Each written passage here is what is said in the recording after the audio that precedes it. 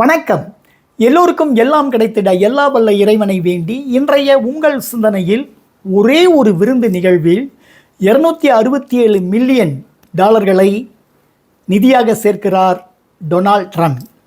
ஆம், கடந்த வாரம் 47வது அமெரிக்காவின் அதிபராக பதவியேற்ற டொனால்ட் ட்ரம்ப் பலவித அதிரடி தகவல்களை, அறிக்கைகளை, அறிவிப்புகளை வெளியிட்ட வண்ணம் இருக்கின்றார்.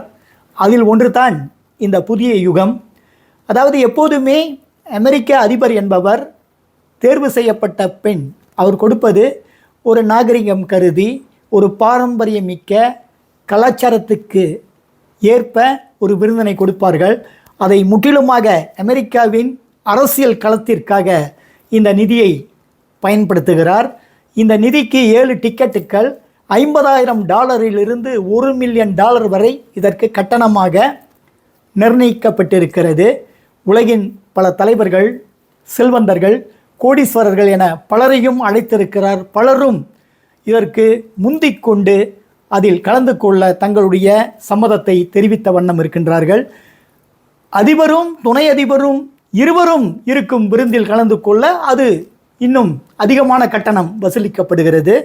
2017 டொனால்ட் ட்ரம்ப் $106 மில்லியன் நிதியாக பெற்றார் விருந்து நிகழ்வில்.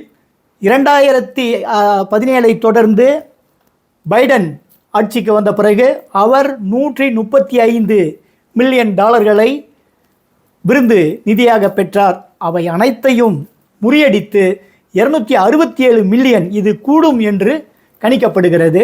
சரி, இந்த பணத்தை வைத்து என்னதான் செய்ய போகிறார்கள் என்று பலரும் பலவிதமான வியூகங்கள், விவாதங்கள், சர்ச்சைகள் எழுப்பிய வண்ணம் இருக்கும்போது வெள்ளை மாளிகையிலிருந்து ஒரு இனிப்பான செய்தி. இந்த பணம் அனைத்தும் வெள்ளை மாளிகையின் அதிபரின் நூலகத்தை விரிவுபடுத்துவதற்கும் புத்தகங்கள் பல சேர்ப்பதற்கும் பயன்படுத்தப்படும் என்பது ஒரு இனிப்பான செய்தி. அணுகுண்டை தயாரிப்பதற்கும் அழிவுக்கும் பயன்படுத்தாமல் ஆக்ககரமான செயலுக்கு பயன்படுத்துவது சிறப்பு தானே.